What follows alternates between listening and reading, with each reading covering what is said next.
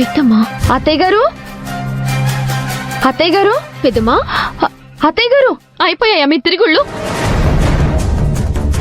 తిరుగుళ్ళేంటి తిరుగుళ్ళు? మరి లేకపోతే ఏమనాలి? ఇంట్లో ఆరోగ్యం బాలేని మనిషి ఉంది.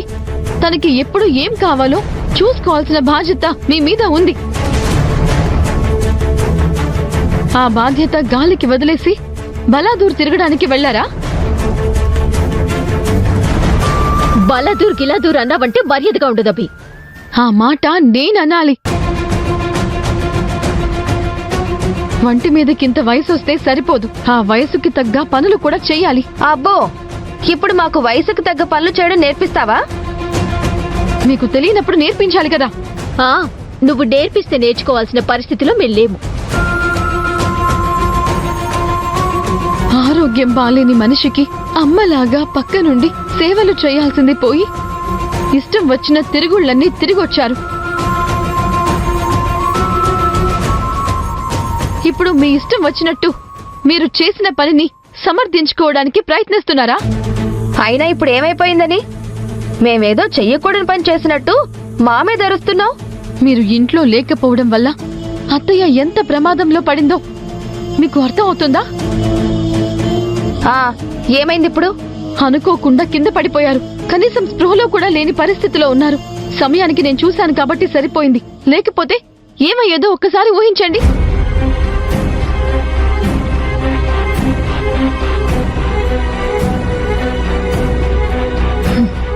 ఇప్పుడు ఏమీ అవ్వలేదు కదా. అవ్వని దానికోసం ఎందుకింతగా అరుస్తున్నావు? ఇదిగో ఇదే, ఈ నిర్లక్ష్యమే వద్దు అంటున్నాను.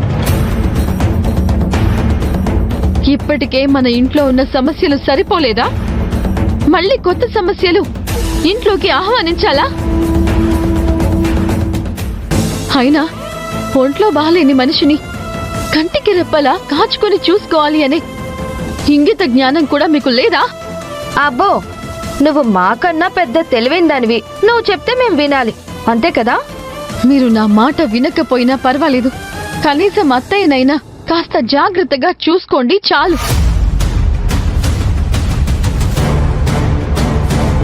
ఇంకొకసారి అత్తయ్యని ఇలాంటి పరిస్థితుల్లో వదిలేసి బయటికి వెళ్లారని తెలిసిందో నేను ఏం చేస్తానో నాకే తెలీదు.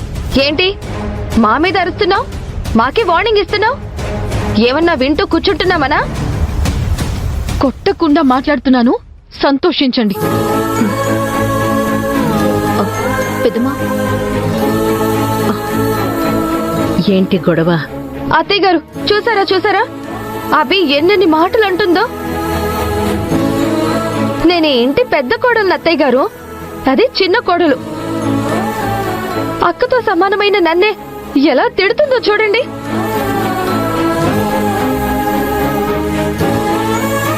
ఏదో కాసేపు నేను ఐరేంద్రి అలా బయటికి వెళ్ళొచ్చాం. ఈ మాత్రం దానికే కొంపలు మునిగిపోయినట్టు మా మీద కుంపట్లో నిప్పులాగా రగిలిపోతుంది. లలిత, ఈ అభి గురించి తెలిసిందే కదా. చేసేది గోరంతా, చెప్పుకునేది మాత్రం కొండంతా.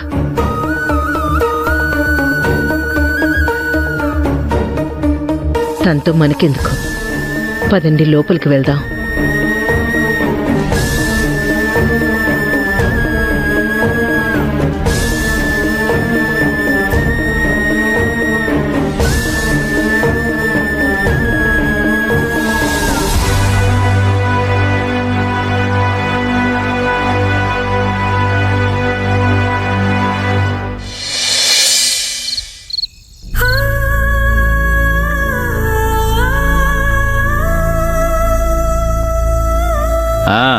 ఏంటమ్మా అభి, ఏంటి విశేషాలు?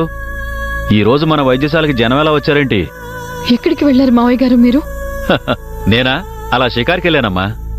ఏమైందమ్మా అభి? ఏమైందేంటి మావయ్య?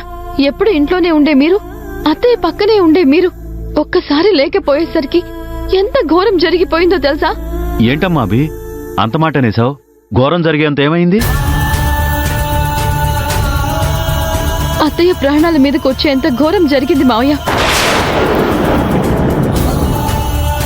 ఏంటమ్మా, ఏంటి నువ్వు మాట్లాడేది? అసలు ఏమైందంటే